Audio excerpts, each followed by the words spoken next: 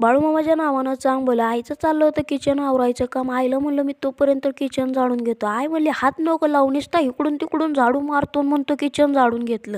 मी इकडे चहाचा बोगणा पडायला चालू केला. आईची घरात मी सगळी कामं करायची तेव्हा आई मला काय म्हणली नाही. पण आजच्याला आईने मेरे दिल पे छुरी चलाई, बहुत बुरा लग रहा है. सगळ्यांचा चहा पिऊन झाला होता आणि फक्त माझ्यासाठी पेज ठेवला होता. त्याच्यामुळे मी भांडी घासून घेतली. नाही तर परत म्हणली असती मी तुझा नोकर आहे का वय, तुला कवा बी उठून चहा ठेवायचा आणि भांडी मी घासायची.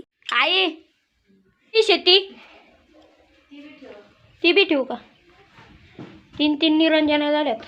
आईने म्हणलं निरंजना एवढ्या पितांबरीने घासून ठेवल्यात. म्हणलं पिशवीत तर भरून ठेवावं, कारण का पिशवी उचलली की सगळंच गावणार. नाहीतर ही कुठं ठेवलंय ती कुठं ठेवलंय मला नाही गावत. लग्नात घोड्यावरती कसं चढतात तसं खुर्चीवरती चढलो आणि निरंजनी कपाटात ठेवून दिली. सकाळ सकाळीच आईने माझा एवढा खवड जरा आत्मान केला का नाही. त्याच्यामुळे म्हणलं टेबल ओढून घ्यावं आणि टेबलच्या पाठीमागच्या जाळ्या जुळ्या काढून घ्यावं, नाहीतर परत म्हणेन इथलं झाडून घेतलं का नाही तू. त्याच्यानंतर मी इकडं झाडायला चालू केले. झाडताना मला काय एवढा कचरा दिसला नाही, कारण का मी रोजच्याला किसून त्याच्या खालून फिरवत असतो. फक्त 2-3 वालीच्या शेंगा सापडल्या. आजच्याला वावरात वालीला औषध मारायला जायचं होतं, त्याच्यामुळं पहिला पंप चार्जिंगला लावून घेतला. नाहीतर भाऊ म्हणून दिवसभर घरी राहून तू काय करतो, घरी राहिलेलं माणसाला आहे का नाही लय अपमान सहन करावं लागतं. एखाद्या व्यक्ती घरात पैसे कमवत असेल का नाही त्या व्यक्तीला जास्त इज्जत दिली जाते. जो व्यक्ती पैसा कमवत नाही का नाही त्याची लायकी पायपुसणीप्रमाणे समजली जाते. तर आई म्हणणार आहे, कारण काय ना आई पण तिकडे ना साफसफाई करत होते. आई काय म्हणली माहिती का, घेतलं का त्या पिशव्याखाली झाडून. मला माहिती होतं तू विचारणारी आई, म्हणून मी घेतलंय साफसफाई करून. माझं घर काढून झालं तरी आईचं अजून इकडं किचनच आवरायचं चाललंय. आई म्हणली किचन एवढा घाण झालं का नाही, किचनमधलं पेपर पण बदलून टाकलं. म्हणलं आजच्याला तू नुसतं किचनच आवर. माझ्या बरं आई वावरत यायची म्हणून थांबली आहे. 11 वाजल्यात 11. आई म्हणलं मी डबा देतो वावरात जाऊन पाणी भरून येतो, भाऊवाले औषध मारायच्यात. ए आई उरकलंय का, चल 11 वाजल्या. सकाळी ते 7 वाजता गेला एकतर. आईने इकडे शेगडीला आंघोळ घालाय काढली काय ताई तू 11 वाजले, चल डबा द्यायचा त्या सोन्याला. आपल्याला परत पाणी भरायचे, परत 3 वाजता आले औषध मारायचे. चल पटक्याने आल्यावर घर घास. झालंय का? पण डबा बिबा भर नाही ते, त्याचा फोन येईन आता. तो 7ला गेला एकतर. या डब्यात चपात्या असल्यामुळं पहिलं पाया पडलं आणि चपातीचा डबा खुलत नव्हता म्हणून खोलायला चालू केलं. म्हणलं चपातीचा डबा नाही खोलला तर पाया धरून खोलायला लागणार होता, त्याच्यामुळं आधी पाया पडलो. भावाचा डबा भरलेला आईने घरात ठेवली, परत आणायची. वा भेटे वा. गेटावर गेल्यावर परत माघारी यायला लागलं असतं. घरातली कामं आवरून झाल्यानंतर आता मी नाही निघालो होतो वावरात. जाता जाता भावाचा डबा द्यायचा होता. आजच्याला गाडी डायरेक्ट गेटासमोरच आणली. म्हणलं आईला गाडीवरून उतरायच नको. आईला म्हणलं मी मोटर चालू करायला जातो तोवर तू बादल्या उसासापाशी आणून ठेव. खोक्यामध्ये फ्यूज नव्हतं, पहिलं फ्यूज टाकून घेतलं आणि स्टार्टरचं बटन टाकायला होतं. काय स्टार्टरमध्ये लाईटच लागणार. म्हणलं काय विषय झाला. 2 मिनिटांनी आपोआप ॲटो पडला. 2 मिनिटांनी मोटर चालू झाली. मला वाटलं नाही तर काय घोटाळा झाला काय माहिती, एवढ्या लांब यायचं आणि परत असं घोटाळा झाला ना. मी मोटर चालू करून येस्तोवर आईने तर बादल्या आणून ठेवल्या होत्या उसासापाशी. पहिले काळी नाही का एकच नळ असायच्या आणि बाया अशाच हांडा आणून ठेवायचा. नंबर नाही लागला का नाही लय बदकी व्हायची. थोडं नट डहील केली आणि दोन्ही बादल्या भरायला लावल्या. बादल्या भरल्यानंतर मी निघालो होतो वालाच्या आतमध्ये ठेवायला. ज्याची नियत खराब आहे का नाही तो काय पण करू शकतो. पाण्याच्या बादल्या भरून झाल्यानंतर उसासाची नट आवळली आणि झाडांना पाणी चालू केलं. ए आई कुठं आहे? पाणी भरायच्या वेळेस आई तर गायबच झाली डायरेक्ट. वालीच्या शेंगा बघायला आले असं. ही 2 गोसावळी एवढी वर लागली आमची कधी नजरच नाही गेली. त्यांना 9वा महिना होऊन गेला तरी त्याला आम्ही काढलंच नाही. बुधवारी आणि गुरुवारी न्यायची. आली का पण तोडाय? नाही तर तोडायला लागायचं. नाही तर तोडायला लागलं नाही म्हणते नाही कवळी नको नको. बांधाच्या कडेने तुरी लावली होती, त्या तुरीला फुलं फुटली होती. आई म्हणली आता मार्केटला तुरीला पण बाजारी 60 रुपये. म्हणलं आता नुसती फुलं घेऊन जाते का, अजून यायला टाईम आहे. ड्रिपच्या नाळ्याला आहे ना ॲसिड असते, पण ॲसिडने आता वालीचं वेल आहे, मग ते ॲसिडने वालीच्या वेळेला काय व्हायचं नाही आहे का नाही. वालीचा वेळ डायरेक्टच जळून खाक होईल. मी विचारलं पण मला काही रिप्लायच नाही आला. ते म्हणले ॲसिडने नळ्याचं बोळं मोकळं होत्यात ड्रिपच्या. पण चुकून जर वालीच्या वेलाचा दुराळा निघाला तर अण्णा मला मरणाचा हानी. एक कशाचे 12 वाजल्यात घरी नाही जेवली तू. डबा निघला होता काय? झाला होता खेळ खंडोबा. चल मला बी दे मग चल.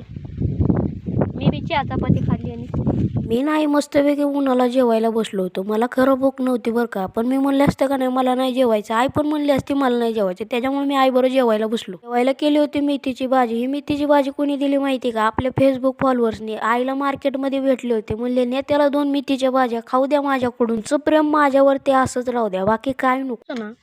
तरी म्हणायचं सगळ्यांना आहे ना, आमच्याकडे सगळ्यांना आहे ना, घरापासून तर डायरेक्ट आहे ना शिवपर्यंत वावर आहे. पण आम्हाला तसं नाही. आम्हाला आहे ना 5च पांडव वावर आहे. जेवण झाल्यानंतर ड्रिपची बोळं साफ करायला चालू केलं. म्हणलं तेवढंच जरा 2-3 बोळं मोकळं झाली तर झाडांना पाणी चालू होईल. काय झालं माहिती का, जिथं पाणी नाही का नाही तिथं झाडं वाळायला लागल्यात. तर बोळ साफ करत बसले काय? प्रत्येक नाही करायचं, जी जाम झालंय ना तीच करायचं. माझी झाली एक बोळ.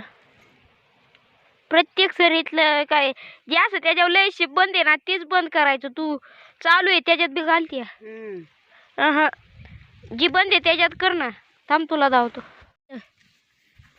पारच बोळ बंद आहे. ओके अशी करायच्या. तू आहे ना चालू आहे त्याच्यात बी फिरवते. हाताने फिरवल्यावर पण होतंय. ह्याच्यात काय झालंय माहिती काय? ह्याचा बी पाला बसलाय वालीचा. ड्रिपच्या 2 सऱ्या मोकळ्या करून झाल्यानंतर मी नाही निघालो. घरी गेल्यानंतर आईला दळण करायचं होतं, त्याच्यामुळे आई म्हणली चल लवकर घरी. वावरातून येतो पंप चार्जिंग झाला होता. बरं झालं म्हणलं वावरातून येतो पंप चार्जिंग झाला. कसं आहे माहिती आहे का, घरी असलं का नाही सारखं बघायला लागते किती पंप चार्जिंग झाला, किती पंप चार्जिंग झाला. त्यात ग तू फॅन कसलं बेकार हल्ला. कुठं सुरंग उडावला काय माहिती. तो फॅनाचा तापतापच झाला. म्हणलं काय डीपी बिपी पाठी भागा काय बार निघला काय? आमच्या घरा पाठीमागं डीपी ना. मला वाटलं घरा पाठीमागच्या डीपीवरतीच बार झाला म्हणून एवढा घरात हादरा बसला. एक दिवस आमचा जाळण दूरसंगच निघायचा, कारण का घरावरून मेन लाईन गेलेली आहे डीपी. आई म्हणली तुला काही काम आहे का? म्हणलं नाही. आई म्हणली एवढे बेडशीट टाक. आईला म्हणलं मला काम नसलं तरी तुम्हाला टाकायच लावलं असतं. बेडशीट टाकून झाल्यावर मी निवांत झोपलं. कुणाचं 1 नको, कुणाचं 2 नको. नाही मरणाचं गारी होय. ले गारी तशीच खाती आई. गार नाही. कळावा आहे कोणत्या मातीचा बांधलाय काय ना तू? खरं लय गारे. सिमेंटाचा बांधला असेल. आई म्हणते शिमिटाचं बनलं असं. मरणाचं गारे पाण्यात तरी ठेवायचं थोडे वेळ. आणि ह्याच्यात आहे ना ती पांढरं पण नाही. नाही ती पांढरं टुकरू खायला लागते. मधलं काढून ठेवायला लागते. खायचं कुठे कळत नाही. नाही ग. आमच्या इथली गटर लाईन करायला DCB आला होता. म्हणलं आमची पण तेवढी करून द्या. भाऊ कामावरून आल्यानंतर मीन भाऊ निघालो होतो वावरात औषध मारायला. वावरात आल्यानंतर पहिलं औषधाचं बुचान काढायला चालू केलं. शाळेत कधी कर्कटक नाही वापरलं, पण आता औषध खोलायला तीच वापरायचं कायमस्वरूपी. मी लगेच इकडे लिंबू कापायला घेतलं पाण्यात पिळण्यासाठी. एकदा का 4 वाजले का नाही लगेच दिवस मावळतोय ना अंधार पण लगेच पडतोय. भावाने लगेच इकडे लिंबू पाण्यात ओतलं. भावाला म्हणलं साखर आणायची का? भाऊ म्हणला का लिंबू सरबत प्यायचंय का इथं? भाऊ म्हणलं 1 जार कमी पडन, पाणी हाय तूच भरून घे. भावाने इकडं औषध मारायला चालू केलं. काय काम नसल्यामुळं मी इकडं सगळी लिंब कापायला चालू केलं. इकडं तवर जार भरून गेला होता, त्याच्यामुळे मी इकडं हुसाच बंद करून घेतला. सगळी लिंब कापून झाल्यामधली वालीमधली 1 बादली आणायची राहिली होती. तिला पण मैदानात आणलं. म्हणलं तुला का सुट्टी द्यायची, तुझ्यात पण लिंबू पिळायचे. सगळ्या बादल्यांमध्ये लिंब टाकून झाल्यानंतर लिंबू पिळायला चालू केलं. सगळ्या बादल्यांमध्ये लिंब तरगण मला वाटलं, पण लिंबू काय खाली बुडालं. मोबाईल बघता बघता सहज दपली उचकावली आणि तिथून रक्त निघलंय. मच्छरनीचं एवढं रक्त पेलं असतं का नाही, चापटीत आडवा केला असता, पण माझ्याकडून चूक झाली त्याच्यामुळे काय करता येणार नाही. भाऊ म्हणलं चाललंय काय तुझं? भाऊ म्हणला परत 1 बादली भरून ठेव. अरे म्हणलं अख्ख्या ताज्या पाण्यानेच औषध मारला, कशाला 17 वेळा बादल्या भरायला लावतोय मला आता काही कामच नव्हतं, त्याच्यामुळे मी झाडांचं टाइमपास म्हणून वेल गुतवायला चालू केलं. दिवस मावळल्यानंतर पक्षी निघालं होतं त्यांच्या घरट्याकडं. काही लोकांना वाटतं मी 7ला कामाला जातो. हे पक्षी पण दिवस उजाडल्या आपल्या पोटासाठी अन्न शोधायला जातात. आणि माणसाला काय वाटतं माझ्या आयुष्यामध्ये लय कष्ट आहे. शिल्लक राहिलेलं पाणी भावाने दिलं आवळ्याच्या झाडाला ओतून. भावाला म्हणलेला का ती लिंबू पण आपण घरी गेल्यावर साखर टाकली असती. अरे भाऊ म्हणला तू काय पागल झालं काय, त्यात औषधं पण होती. लवकर औषध मारायला आलो तरी आम्हाला दिवस मावळला. औषध मारून झाल्यानंतर मी भाऊ निघालो घरी. घरी आल्यानंतर पंपात पाणी भरावं म्हणलं तर नळालाच बारीक पाणी म्हणलं. असलं पाणी म्हणलं तर पंप भरायला 2 दिवस लागायचं. किती पंप भरलाय बघावं म्हणलं तर कामापुरता पंप भरला होता म्हणलं बाद झालं. पाठीला पंप अडकवला आणि मी निघालो 3 एकराच्या बागेत औषध मारायला. 3 एकराच्या बागेत औषध मारायला चालू केलं. म्हणलं आपण रानात जे औषध मारतोय काय कीटकनाशक, तेवढंच म्हणलं बागेत कीटकनाशक असलं का नाही तेवढंच मरून जाते.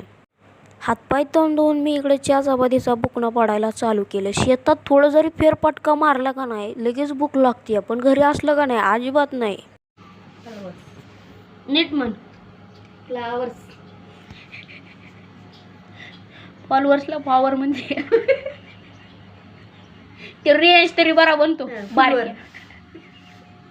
फ्लावर्स. त्याच्यानंतर मी आलो होतो चिकनच्या दुकानात चिकन न्यायला. मग तुम्हाला आजचा बेत समजलाच असन. कुकडुकू चक्क आजच्याला आईने इकडं चुलीवरती भाकरी करायला चालू केलं. आत्याने चूल पेटवली होती म्हणले घेते तिथं भाकरी थापून.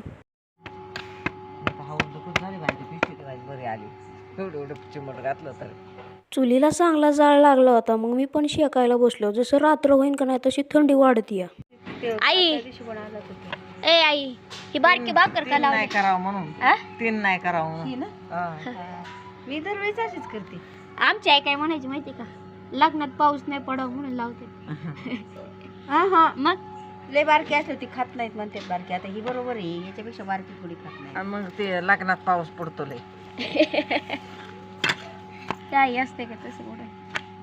त्याच्यामुळे जेवायला बसलो. मस्तपैकी मटणाच्या कालवणात लिंबू पिळलं कुस्कारलं. मग इकडं मटणाच्या कालवणाचा बुकना पाडायला चालू केला. आजचा ब्लॉग आवडला असेल सबस्क्राईब शेअर करायला विसरू नका. भेटू पुढच्या ब्लॉगमध्ये. Good night.